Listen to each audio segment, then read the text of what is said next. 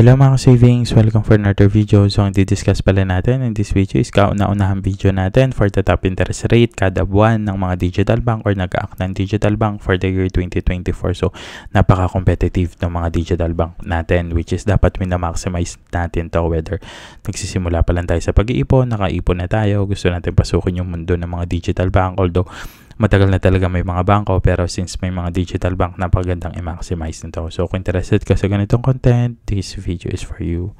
So let's start na. So last December pala mga ka-savings, nag-post ako ng free giveaway for 3 winner of 1,000 pesos. So dapat last month to ipopost, kaya lang yun nga, marami tayong ganap sa buhay, pasensya na mga savings. So this February, ito na yung winner. So sa mga sumali na hindi nanalo, don't worry, sa mga susunod na video natin, magkakaroon pa tayo ng mga giveaway. So tutok lang kayo, please like, comment, and subscribe. So start na tayo, mabilisan lang ito mga ka-savings. So unang nanalo, congratulations kay Magic po Toy T2001. So sa totoo lang, dito ako sa YouTube mo nagtitingin ng promo every month, kaya malaking tulong talaga itong mga upload mo plus yung ibang upload mo about sa work, job, investment, sobrang helpful. So yung channel natin, Carlo Madiscarting Empleyado, so hindi lang to sa pag-iipon, sa saving, so may mga tips rin tayo pagiging sa empleyado. So congratulations. So second winner naman si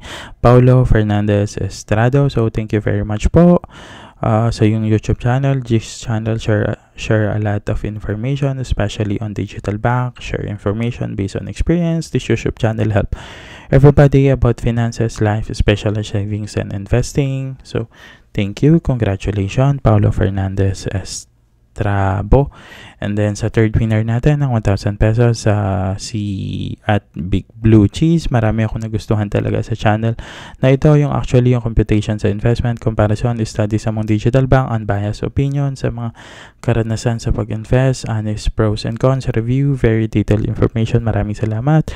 So thank you. So sa mga nanalo, congratulations. So para po pala maklaim, dyan sa comment nyo, pakilagay lang po yung Gmail nyo and then mag-email po ako sa inyo. Tapos, magre-reply lang kayo sa Gmail, tapos ipapadala ko via Gcash. So, yun lang po. Pag once na pinush nyo yung Gmail account nyo or any email account nyo dun sa comment, once na nabasa ko siya, i-delete ko na siya agad. So, congratulations. So, balik na tayo. So, thank you. Thank you sa lahat ng sumali.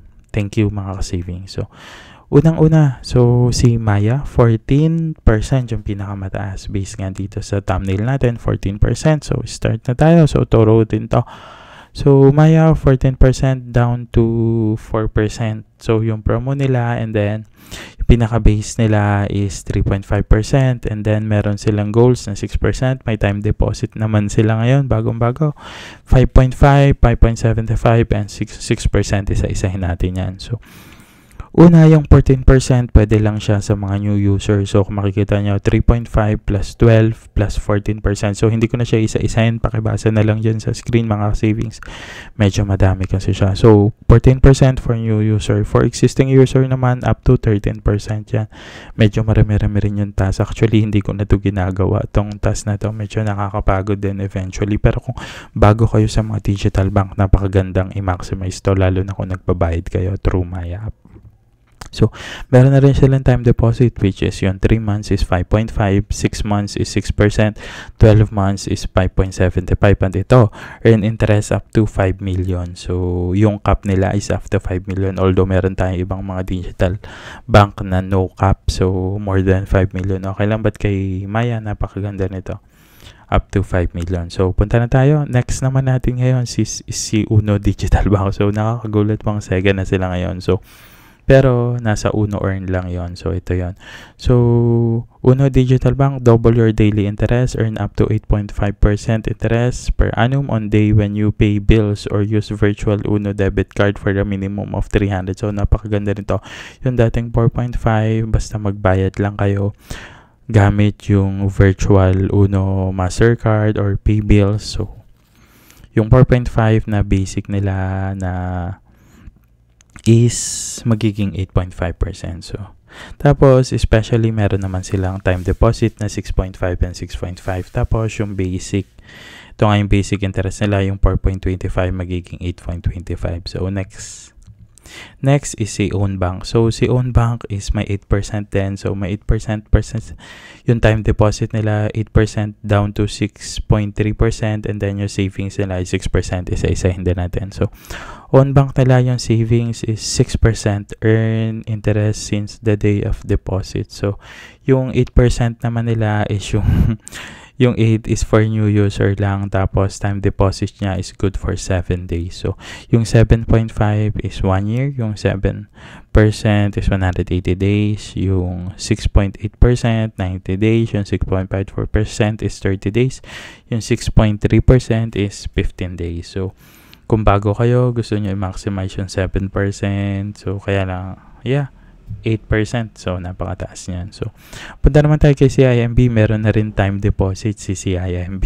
So, nakagawa ko ng video regarding dyan. So, kung makikita nyo yung top 4 natin, lahat actually top 5, top 6, puro may mga time deposit na sila. Mula kay Maya hanggang kay Uno Digital Bank. So, siguro in the future, lahat ng mga digital bank natin, magkakaroon na yan ng time deposit. Medyo sikat siya ngayon.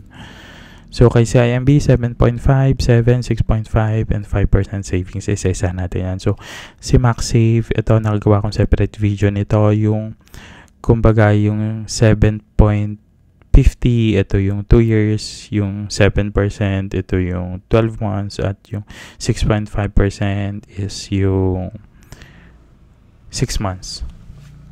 And then, from dati nagkakaroon sila ng promo sa regular account. Ngayon is 5% for the month of February. But expect natin sa mga susunod na month, kapag humina yung time deposit scheme nila, ibabalik nila yung interest rate sa regular savings account. And then, NetBank naman, kay NetBank is time deposit is 7% and 6% and savings naman is 4%. So, punta tayo doon. Ito pala si NetBank. So, 7% for 12 months time deposit, 6% for 6 months time deposit, and then yung savings nila is 4%. So, next naman dyan is Union Digital Bank. Dito walang ganong changes from Union Digital Bank. So, yan. Isa-isahin natin yan. So, makikita nyo. So, 30 days, 60 days, 90 days, 180 days, and 1 year. So, nag-start siya sa 30 days na 5.5 hanggang 1 year na 6.75. Yung regular account naman nila below 5 million is 3%, and then above 5 million is 4%. So sa regular savings nyo, kapag below 5 million, 3%. So sa regular savings, 3% lang talaga normally halos karamihan na makukuha ng mga user. So, sa Discartec, walang ganong changes, pero napakaganda pa rin, steady yung 6.5% nila. Siguro next video ko gagawa ko regarding sa interest rate na nakukuha ng account natin sa Discartec. So, gawa natin yan ng video regarding Discartec. And then, Tonic, wala rin ganong changes. Time deposit nila from 6%, 4.5, 4.75, 5.75. Regular savings nila is 4%. And then, yung group stash nila is 4.5%. So, yan yun. 6 months, 6, 9, 4.5, 12, 4.75, 18 months, 5%, 24 months, 5.25. So, next na tayo is GoTime. Wala namang ganong changes. Basta, ito lang isipin nyo kay GoTime. 5% savings interest rate, no mission, no limit, just simple, secure, and sustainable savings. So, napakaganda rin. 5%, walang cap, walang kahit anong conditions. Napaka-safe kasi Robinson and BPI dyan. And then next, Cbank, walang ganong changes kay Cbank. 4.5% pa rin and 3%. So, up to 4.5%. So, napakaganda pa rin yan, mga ka-savings. And then last is Como, 2.5%. So, kay Como, wala na talagang ganon changes. But still, si Como powered by East West Bank is mas okay pa rin to kesa sa ibang mga traditional bank natin. So, napakataas pa rin ng 2.5%. So, yun lang for this month. So, napakaganda, napaka-competitive na mga digital bank natin for February 2024. Expect natin yan, magbubus ulit yan next month kasi last month of the first quarter. So, may mga maghahabol dyan na mga digital bank sa mga quota nila.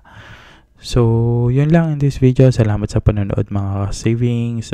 Please like, comment, and subscribe. And then, thank you. Thank you pala sa lahat ng mga sumali sa promo natin mga savings. Expect natin sa mga susunod na mga pag-giveaway natin magkakaroon pa rin tayo. So, yun lang. Thank you.